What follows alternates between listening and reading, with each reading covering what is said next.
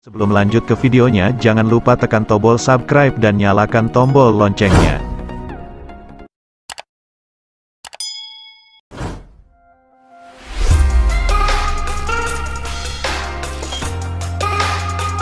Vietnam remehkan Timnas Indonesia U23 jelang Piala Asia U23 2024. Mereka mengatakan kondisi skuad asuhan Shin Tae-yong tidak optimal karena absennya 3 pemain naturalisasi andalan. Hal itu disampaikan salah satu media Vietnam, Soha.vn. Mereka meyakini tidak hadirnya nama-nama seperti Nathan Choaon, Justin Hubner, dan Elkan Bagot bakal membuat lini belakang Timnas Indonesia U23 rapuh di ajang Piala Asia U23 2024 nanti. Pelatih Shin Tae-yong tidak memiliki jasa 3 bintang naturalisasi Nathan Choaon, Justin Hubner, dan Elkan Bagot, tulis media Vietnam Soha. Minimnya personel berkualitas di lini pertahanan menjadi permasalahan pelatih Shin Tae-yong, lanjutnya.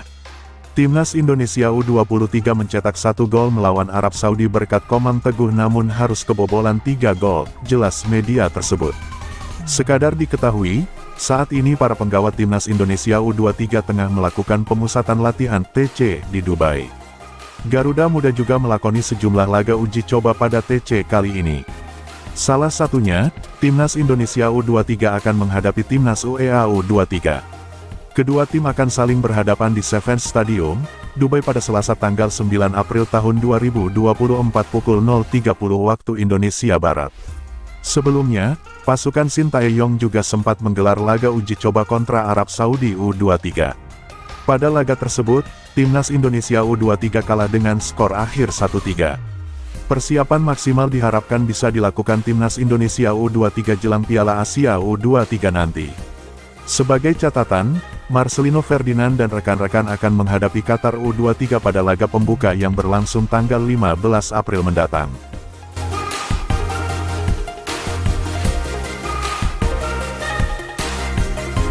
Kabar baik datang ke skuad Timnas U23 Indonesia jelang pertandingan uji coba melawan Uni Emirat Arab UEA di Dubai, UEA, pada Senin tanggal 8 April tahun 2024. Pasalnya, Timnas U23 Indonesia kedatangan 2 pemain baru jelang pertandingan. Kabar ini disampaikan secara langsung oleh asisten pelatih Timnas U23 Indonesia, Nova Arianto. Kata Nova Arianto, kedua pemain tersebut adalah Marcelino Ferdinand dan Kakang Rudianto. Marcelino Ferdinand dan Kakang Rudianto setidaknya bisa membawa angin segar untuk pelatih Timnas U23 Indonesia, Shin Tae-yong. Meski begitu, belum diketahui apakah kedua pemain tersebut dimainkan atau tidak saat pertandingan nanti. Sebelumnya Marcelino Ferdinand memang terlambat bergabung bersama Timnas U23 Indonesia di Dubai. Awalnya, Marcelino Ferdinand diprediksi baru akan dilepas KMS Kadeinze pada Senin, tanggal 8 April tahun 2024. Namun rupanya pelepasan Marcelino Ferdinand dari klub asal Belgia itu ternyata lebih cepat. Adapun untuk Kakang Rudianto merupakan pemain baru yang dipanggil Shin Tae-yong ke Timnas U23 Indonesia. Seperti diketahui, Shin Tae-yong memanggil 28 pemain untuk menjalani pemusatan latihan TC Timnas U23 Indonesia di Dubai pada 1 hingga tanggal 10 April tahun 2024. Dari 28 nama itu, 3 pemain dipastikan tidak bisa membela Timnas U23 Indonesia di Piala Asia U23 2024. Mereka adalah Justin Hubner Cerezo Osaka, Nathan Choaon SC Heerenveen, dan Alfreandra Dewangga PSIS Semarang. Justin Hubner dan Nathan Choaon masing-masing tidak dilepas oleh klubnya masing-masing. Adapun untuk Dewangga baru saja menjalani operasi kecil di ketiaknya. Kurang pemain membuat Shin Tae-yong memanggil satu nama baru yakni bek Persib Bandung, Kakang Rudianto. Baik Marcelino Ferdinand dan Kakang Rudianto tidak bisa bermain saat Timnas U23 Indonesia menjalani laga uji coba melawan Arab Saudi di The Sevens Stadium, Dubai, Jumat tanggal 5 April tahun 2024 pukul 21 waktu setempat. Dalam laga itu, Timnas U23 Indonesia kalah telak 1-3 dari UEA dan satu-satunya gol tim Merah Putih dicetak Komang Teguh. Bek Timnas U20 Indonesia, Kakang Rudianto, sedang melakukan selebrasi seusai mencetak gol dalam pertandingan turnamen mini internasional di Stadion Gelora Bung Karno, Senayan, Jakarta, Jumat tanggal 17 Februari tahun 2023. Marcelino Ferdinand dan Kakang Rudianto sudah bergabung bersama Timnas U23 Indonesia di Dubai, kata Nova Arianto saat dihubungi bolasport.com, Minggu, tanggal 7 April tahun 2024. Hadirnya Marcelino Ferdinand dan Kakang Rudianto membuat timnas U23 Indonesia kini mempunyai 26 pemain. Sejauh ini, Nova Arianto belum bisa memastikan bahwa akan ada pemain baru lagi yang datang. Sebelumnya sempat ada kabar bahwa Alfreandra Dewangga dan Justin Hubner akan menyusul timnas U23 Indonesia ke Qatar. Setelah negosiasi, Justin Hubner baru akan dilepas pada tanggal 17 April tahun 2024 atau 1 hari sebelum laga melawan Australia. Adapun untuk Alfreandra Dewangga diminta datang karena operasi kecilnya berjalan lancar. Meski begitu, Nova Arianto belum bisa memastikan kabar tersebut. Sejauh ini belum ada lagi pemain baru datang. Kita tunggu update-nya saja ya, kata Nova Arianto. Uji coba lawan UEA menjadi pertandingan terakhir timnas U23 Indonesia di Dubai. Setelah itu, tim Merah Putih langsung bertolak ke Qatar untuk menjalani pertandingan di Piala Asia U23 2024. Timnas U23 Indonesia tergabung ke dalam grup A bersama tuan rumah Qatar, Australia, dan Yordania. Rizky Ridho DKK akan menjalani laga pembuka Piala Asia U23 2024 melawan Qatar di Jassim bin Hamad Stadium, Al Rayyan, Senin tanggal 15 April tahun 2024 pukul 22.30 waktu Indonesia Barat. Laga kedua, Timnas U23 Indonesia bertemu Australia di Abdullah bin Khalifa Stadium, Doha, Kamis tanggal 18 April tahun 2024 pukul 20 waktu Indonesia Barat. Terakhir, Timnas U23 Indonesia berjumpa Yordania di Abdullah bin Khalifa Stadium, Doha, Minggu tanggal 21 April tahun 2024 pukul 22.30 waktu Indonesia Barat. PSSI menargetkan Timnas U23 Indonesia bisa lolos ke babak 8 besar dari 16 negara yang tampil di Piala Asia U23 2024.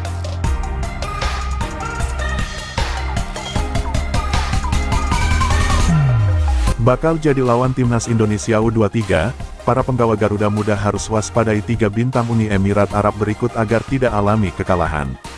Bertanding di Rashid Stadium, Dubai, skuad Timnas Indonesia melakoni uji coba kedua mereka dalam pemusatan latihan jelang tampil di Piala Asia U23. Sebelumnya, Timnas Indonesia U23 juga melakoni laga uji coba menghadapi Arab Saudi di Stadion The Sevens, Dubai, pada Jumat tanggal 5 April tahun 2024 lalu. Pada pertandingan yang juga digelar secara tertutup tersebut, Timnas Indonesia U23 harus mengakui kekuatan Arab Saudi dan kalah dengan skor 1-3. Di pertandingan uji coba kemarin, pelatih Shin Tae-yong menurunkan hampir semua pemain Timnas Indonesia U23 untuk melihat kondisi para pemain. Sementara saat hadapi UEA nanti, Shin Tae-yong memastikan akan menurunkan para pemain intinya. Meski bakal tampil dengan kekuatan penuh, namun Timnas Indonesia U23 tetap harus mewaspadai kekuatan Uni Emirat Arab. Pasalnya, skuad asuhan Marcelo Broly tersebut memiliki sejumlah pemain berkualitas yang bisa jadi ancaman tim Garuda Muda. Lantas siapa sajakah pemain Uni Emirat Arab yang bakal jadi ancaman tersebut? Untuk nama pertama adalah Sultan Adil. Pemain berusia 19 tahun ini bisa dibilang sebagai monster gol masa depan Uni Emirat Arab.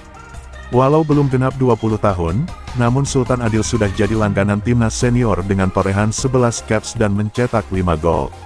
Sementara di level klub, Sultan Adil sudah bermain dalam 17 pertandingan buat Ittihad Kalba di ajang UAE Pro League atau kasta teratas Liga UEA.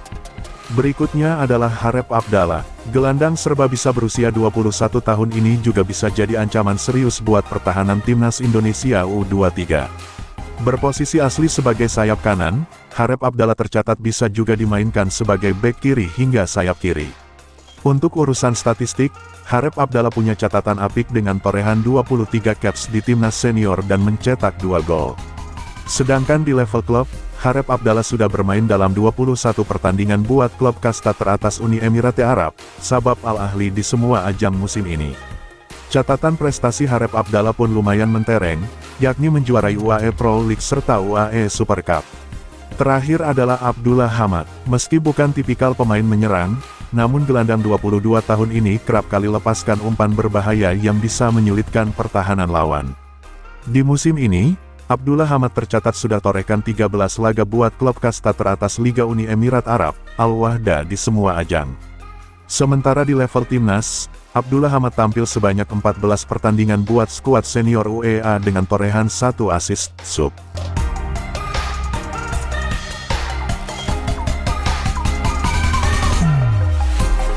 Ada 3 pemain jebolan Liga Inggris yang mungkin membela timnas Indonesia jelang lawan timnas Irak dan Filipina. Ya, tampaknya skuad Garuda akan semakin kuat lagi jelang melawan Irak dan Filipina di 2 laga terakhir grup F kualifikasi Piala Dunia 2026 zona Asia. Bagi timnas Indonesia, mereka hanya membutuhkan 1 kemenangan lagi untuk mengantarkan skuad Garuda lolos ke babak ketiga kualifikasi Piala Dunia 2026 zona Asia. Untuk itu, PSSI pun tengah mempercepat proses naturalisasi demi memperkuat timnas Indonesia. Sejumlah pemain keturunan yang sudah dinaturalisasi terbukti sangat berkontribusi atas apiknya penampilan timnas Indonesia saat mengalahkan Vietnam dengan skor 1-0 dan 3-0 di 2 laga grup F kualifikasi Piala Dunia 2026 zona Asia. Sebut saja seperti JIZS, Ragnar Oratmangun, Nathan Chuaon, hingga Tom Haye. Para pemain keturunan di atas banyak memiliki pengalaman berkompetisi di Liga Belanda. Tapi, tahukah Anda ternyata ada 3 pemain berdarah Indonesia memiliki pengalaman main di Liga Inggris dan berpotensi memperkuat Garuda kala menghadapi Irak dan Filipina nanti? Penasaran siapa mereka? Jordi Amat sudah resmi menjadi warga negara Indonesia, WNI, pada November tahun 2022 lalu. Ia kini menjadi salah satu bek andalan pelatih Shin Tae-yong. Meski kini Jordi Amat bermain di Liga Super Malaysia bersama Johor Darul Takzim, JDT, ia memiliki pengalaman yang luar biasa. Amat tercatat pernah bermain di Liga Spanyol dan Inggris saat membela Swansea City ketika di usia kemasannya. Kabar terbaru, Jordi Amat dalam beberapa laga terakhir absen membela timnas Indonesia karena tengah dibekap cedera. Tentu diharapkan ia bisa segera pulih dan dapat membantu timnas Indonesia melawan Irak dan Filipina pada Juni tahun 2024 mendatang. Dari 3 nama yang disebut, hanya hero pemain keturunan Indonesia yang belum menjadi WNI.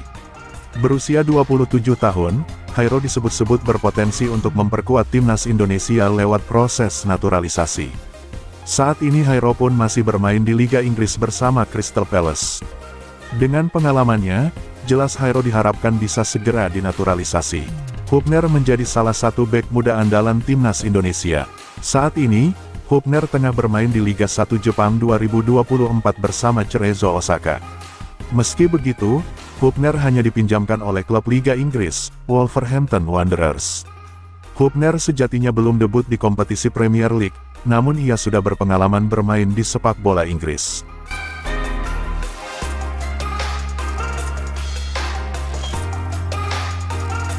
Program naturalisasi pemain keturunan Eropa bukanlah sesuatu yang baru bagi timnas Indonesia dan ini sudah terjadi jauh sebelum Shin Tae-yong melatih skuad Garuda. Sejak tahun 2010, sejumlah pemain naturalisasi dari Eropa silih berganti perkuat timnas Indonesia, mulai dari Rafael Maitimo, Stefano Lillipali, hingga yang terbaru Tom Haye. Memang, sederet prestasi baru bisa dirasakan dalam 4 tahun terakhir ketika timnas Indonesia memilih pemain naturalisasi di skuadnya. Akan tetapi, program naturalisasi timnas Indonesia itu tak selalu berjalan mulus. Bahkan ada dari pemain keturunan ini yang kariernya malah berantakan usai berpindah ke warganegaraan.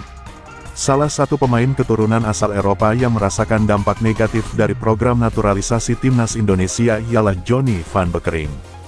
Johnny van Bekkering dikenal sebagai mantan pemain klub legendaris Belanda, Feyenoord Rotterdam yang memutuskan bela timnas Indonesia pada 2012 silam.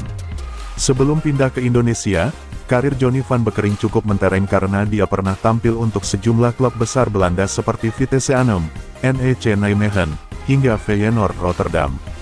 Berbekal pengalamannya itu, timnas Indonesia akhirnya memutuskan naturalisasi Johnny van Bekkering untuk turnamen Piala AFF 2012.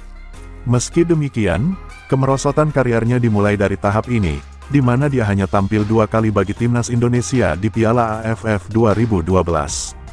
Pertandingan tersebut merupakan penampilan pertama dan terakhir bagi Johnny van Bekkering karena saat itu timnas Indonesia tidak lolos babak penyisihan grup. Johnny van Bekkering sempat merasakan tampil di Liga Indonesia bersama Pelita Bandung Raya sebelum akhirnya dia kembali ke Belanda pada 2014. Lama tak terdengar kabarnya usai balik ke Belanda, nama Johnny van Bekkering kembali mencuat setelah tersandung kasus kriminal di negara asalnya. Johnny van Bekkering ditangkap otoritas Belanda karena diduga menanam 600 bibit pohon ganja di halaman rumahnya, meskipun dia segera membantah kabar tersebut. Lepas itu, kehidupan Van Bekkering kian sulit usai pensiun dari dunia sepak bola di usia 28 tahun sampai dia memutuskan untuk menjual tempat tinggalnya demi bertahan hidup. Bahkan untuk makan sehari-hari, Johnny van Bekkering hanya mengandalkan pemberian dari bank makanan yang ada di sekitar gereja atau masjid dekat tempat tinggalnya. Saya pergi dari surga ke neraka. Orang-orang tidak tahu seberapa terpuruk saya.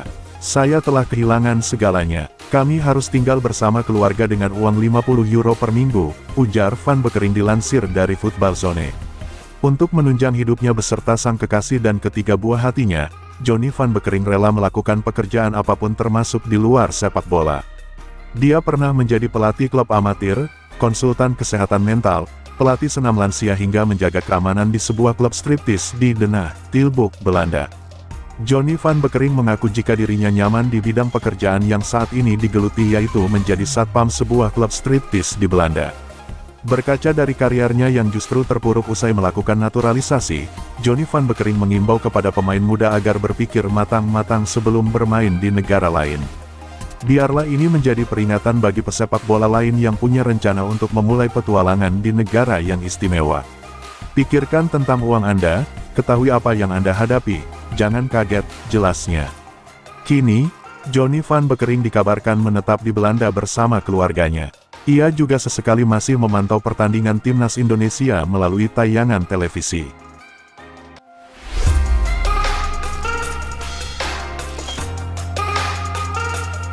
Satu pemain berdarah Yogyakarta memberikan sinyal akan menjalani proses naturalisasi. Kabar ini disampaikan langsung oleh tenaga ahli Kemenpora Ri Hamdan Hamedan. Pemain tersebut memberikan sinyal bahwa dia akan segera ke tanah air untuk mengurus berkas naturalisasi. Menariknya, meski tidak diungkap langsung pemain ini mengaku memiliki darah dari Yogyakarta. Terima kasih banyak Pak Hamdan, Anda adalah orang yang saya percaya. Semua ini tidak akan mungkin terjadi tanpa kerja keras yang Anda lakukan untuk kami orang Indonesia di luar negeri diaspora. Saya akan memesan tiket, semoga kita bisa bertemu di Jakarta sebelum saya pergi ke Yogyakarta, bunyi pesan yang dikirim kepada Hamdan Hamedan yang diunggah di laman Instagram pribadinya. Merujuk pada pesan tersebut, salah satu pemain yang kemungkinan segera diurus menjadi WNI adalah Jens Ravens. Jens saat ini bermain sebagai striker untuk tim asal Belanda Dordrecht U21. Darah Indonesia dari Jens mengalir dari neneknya. Tepatnya berasal dari Yogyakarta dan terpaksa pindah ke Belanda saat perang. Sinyal ini semakin kuat karena Sintayong sempat melihat langsung permainan Jens di Belanda. Tepatnya saat Dordrecht melawan tim Raval Struik Ado Den Haag. Pelatih asal Korea Selatan tersebut dalam misi mencari pemain keturunan berkualitas untuk memperkuat skuad Garuda. Sektor lini serang jadi fokus utama karena sering jadi masalah dalam beberapa laga terakhir. Selain itu, pada bulan Juni nanti dikabarkan ada dua pemain keturunan yang akan tersedia bagi Indonesia. Dalam sebuah wawancara, Jens Ravens mengakui bahwa sudah ada komunikasi dengan PSSI. Bahkan, agennya sudah membahas masalah ini lebih lanjut dan dia juga siap menjadi WNI. Iya, saya berharap dalam waktu yang cepat bisa ke Indonesia. Sudah ada pembicaraan dengan mereka PSSI, tapi untuk sekarang aku belum bisa bilang secara detail. Agenku yang berkomunikasi dengan mereka. Jadi dia yang tahu prosesnya, kata Jens Ravens dilansir bolasport.com dari kanal YouTube Yusa Nugraha.